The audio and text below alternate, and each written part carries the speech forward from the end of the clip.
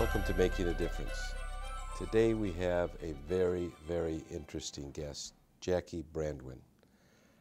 I read her resume for about 20 minutes. It is so long and extensive that I cannot cover it all, but I hope she will identify some of the wonderful things she's done, not only in philanthropy, but in business. Jackie was born in Switzerland and has some terrific stories. Also, she was involved in a number of very successful businesses here in the United States and has sat on economic committees with a number of presidents of our country in Washington, D.C. So with that, I'm going to turn to Jackie and start out by asking her an interesting question. And my first question to you, Jackie, is who have been your friends or family that have been influential with you or role models for you to be involved in philanthropy? There are two people I think that stand out in my life, maybe three. My grandfather from Russia, my mother, and later in life when I came to America, a woman by the name of Mary Lasker was an extraordinary philanthropist. But my grandfather was a very giving man and very successful man. He came from Russia. He actually was one of the rare Jews who worked for the Tsar. And he came from Russia to France because he saw the revolution coming, and he was on the wrong side of the revolution. So he took his family to Paris, which he had known before, but he couldn't stand the French. He said the country was much too good for them. So he went on to the French part of Switzerland. And he was just the kind of person that whatever he had, he gave. You know, in little and big ways. All his friends participated in his ventures. And whatever he touched, he made great businesses out of. So I saw this generosity in him. You know, he would see a poor person that was her, and he stopped and he'd say, here's some money, go get some food. I mean, he just was very benevolent and a terrific role model. And no wonder my mother, you know, took after him. So I think the most heroic thing that she did in terms of giving, it wasn't just giving money or things. She gave of her life, and she took risks, because there was a lake called Lake de Bienne, and in Switzerland, and on the other side was France. And, you know, things were very terrible. I mean, nobody had any food. Bread was rationed, butter was rationed, everything was rationed. And there was a farmer who had a little boat. And he said if my mother would bring him bread, loaves of bread, then he would give the boat to rescue Jews from the other. So they arranged this, my mother and my dad's sister. They found bread wherever and paid for bread wherever with jewelry and whatever, and brought it to the farmer, and 3 times a week they got the boat, the little boat, and smuggled Jews into Switzerland. So it was a fantastic thing. And the only very, very sad end to the story, my mother always said, Betty, tomorrow you got to bring your children and your husband. We've heard that the Germans are on to us and we can't risk it anymore. And the next day she said, Betty, you promised me you bring your husband, bring your children. And Betty said, absolutely, I'll bring him, because they lived in France. So the morning came and Mom met at the lake, and she wasn't there with the family. And Mom said, what did you do? Why didn't you bring him? And she said, because they told me that there was a very, very important Jewish singer. Tauber was his name. He was a tenor. And they said it's important to save him. So we brought Tauber. And that time, when she went back home, the Gestapo was there. So we never saw them again. But, you know, obviously there were a lot of details how they got the bread now. So these stories and her heroism made an enormous impression on me. So as I grew up, one thing I wanted to do is get out of Europe. I mean, I saw so much and so much anger and hostility and persecution. And, you know, when I went to school, for about 7 years, nobody sat next to me. I was the only Jew, and people used to ask me, when are you growing horns? Making a Difference will return right after this.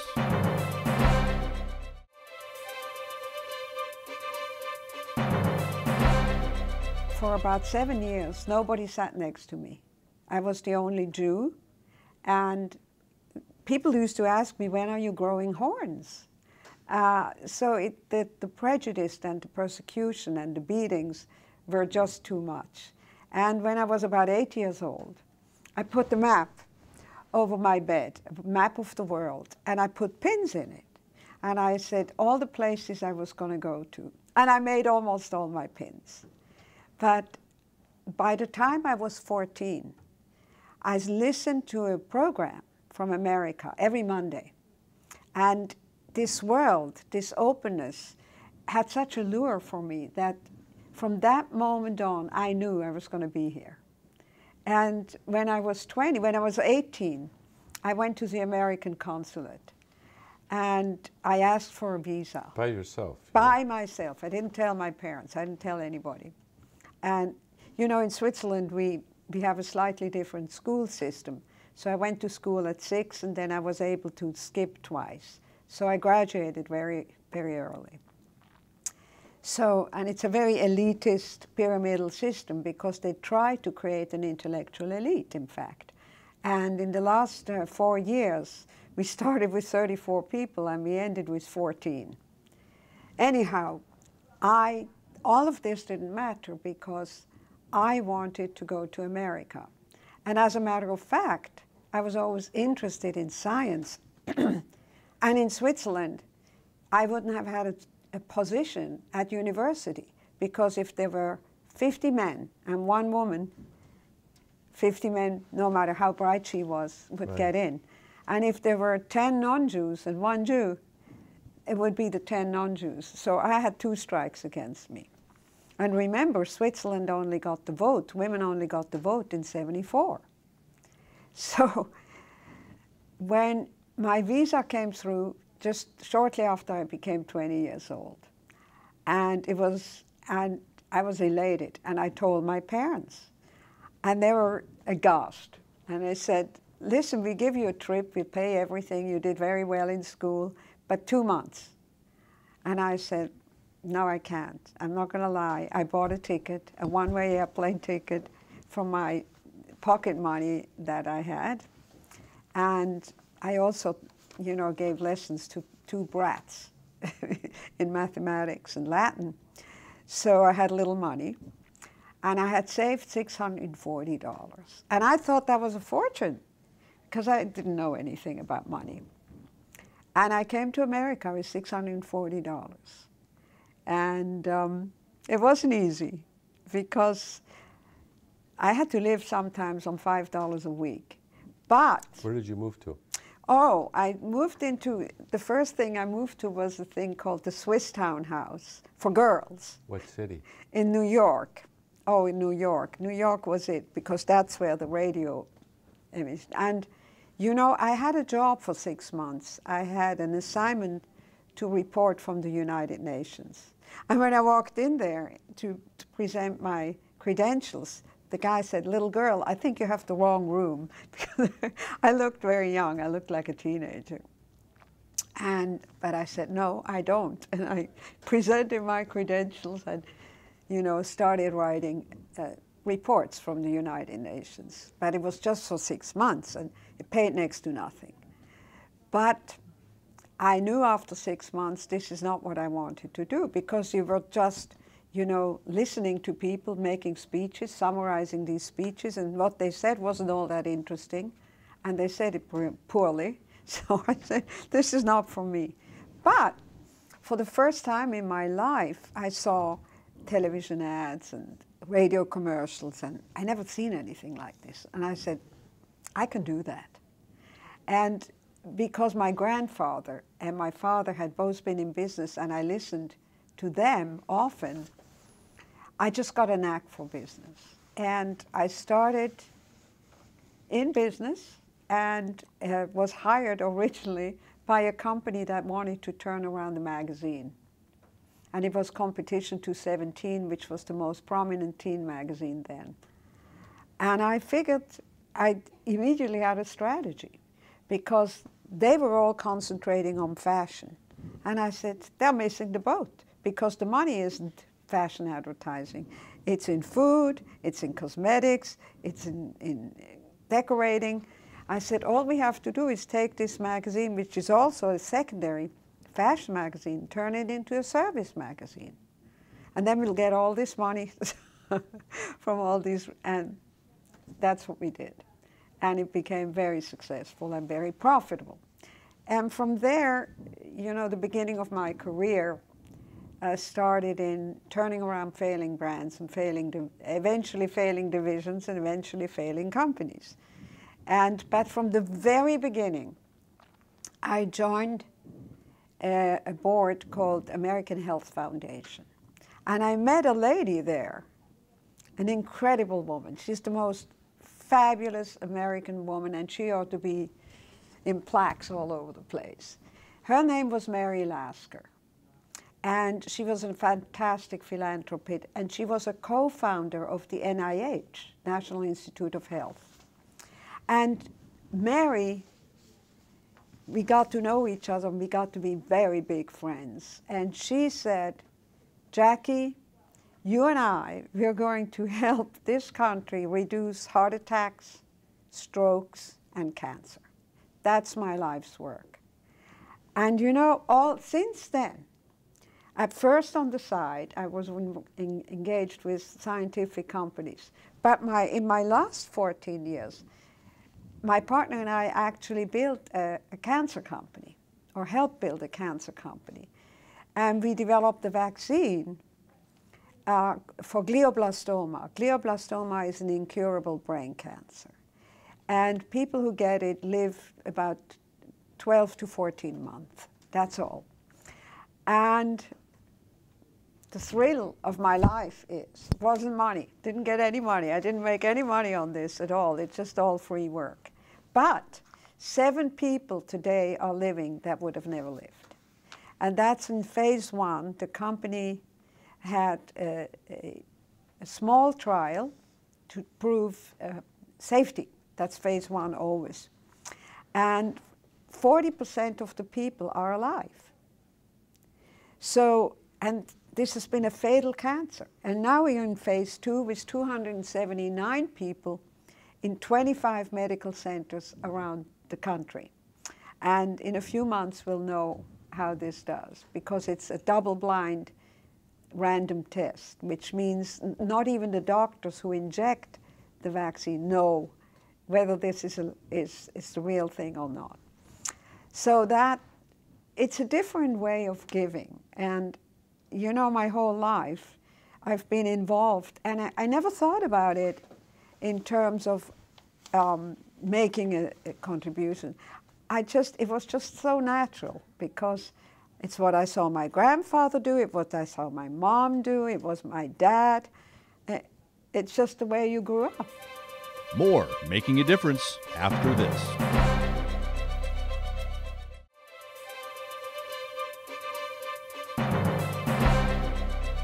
So what are you doing the past few years that you have a passion for giving back?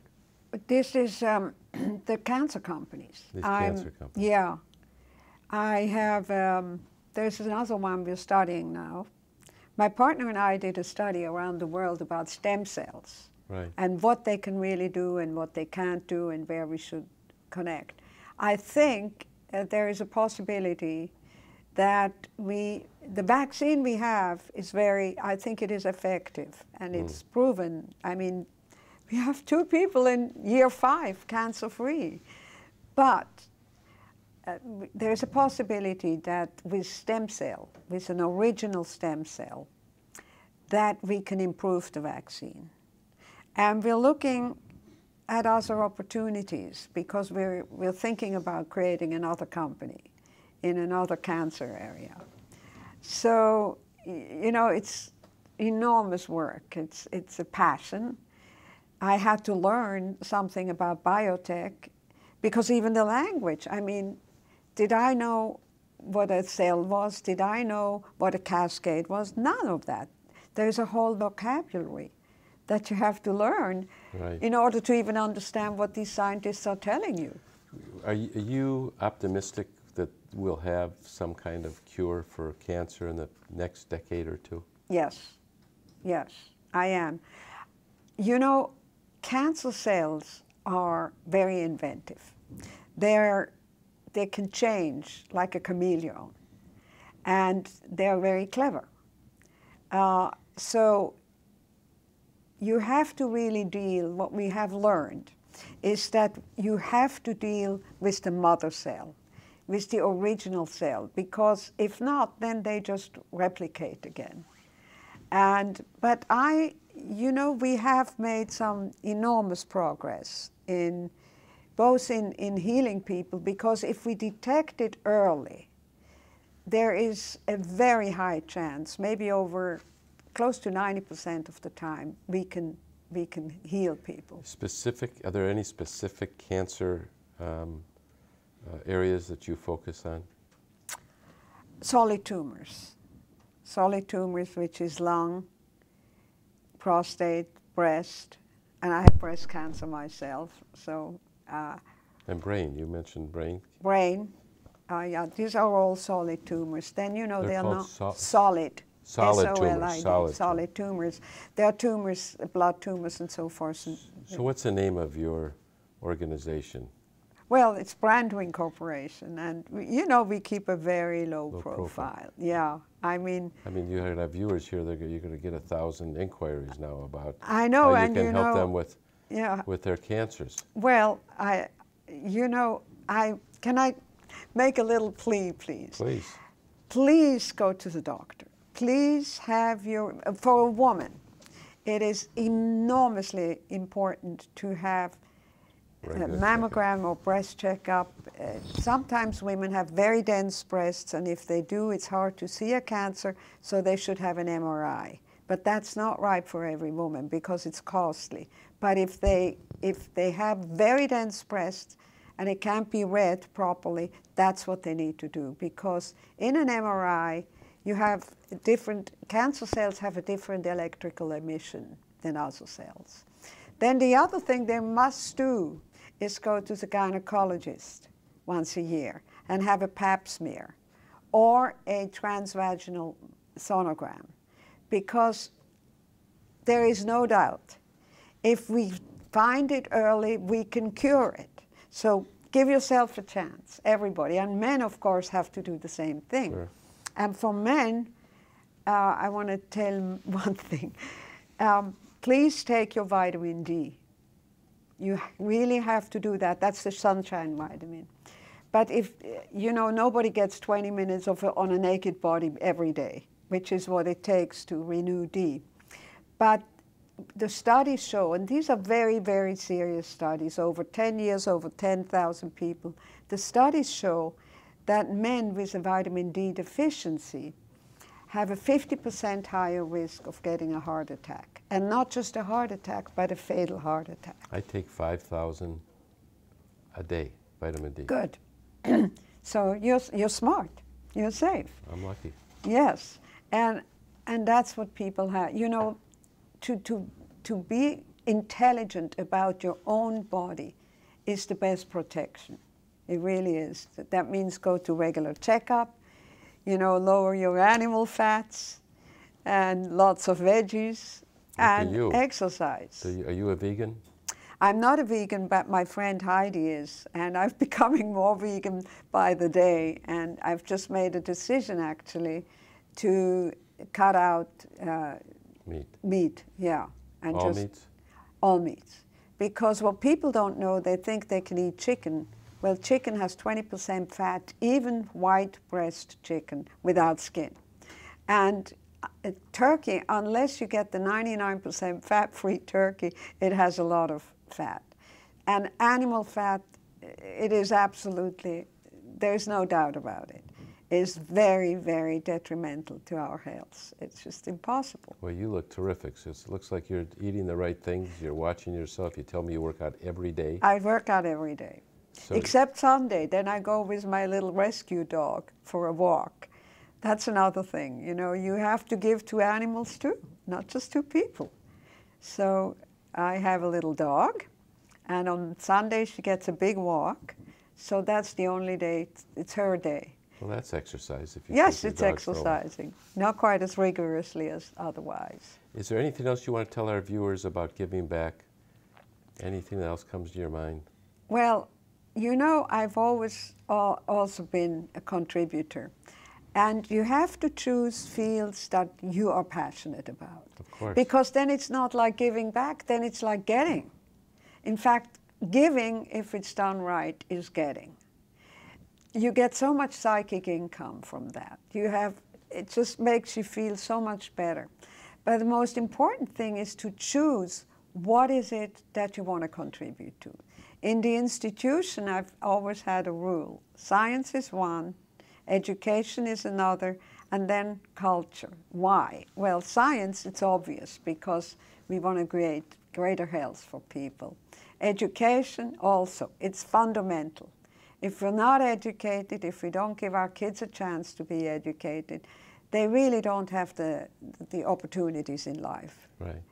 And then culture, well, it makes you feel good. It makes everybody feel good. Listen to a great concert, or go to an opera, or see a ballet, or a photo exhibit. You know, you come in and you become a different person. So these are the three things I've been supporting all my life. Well, Jackie, it's a pleasure to see you. Once again, you're an inspiration for so many people. What you've done, what you've accomplished, how you take care of yourself, and your mission to find cures for cancer. So we thank you for all of the above. Well, I have a likely soul here in the other chair who believes in the same philosophy, so I appreciate that you have me as a guest. Thank you very much. It's our pleasure. Thank you so much for coming. Not at all. And thank you for making a difference. Thank you for watching Making a Difference.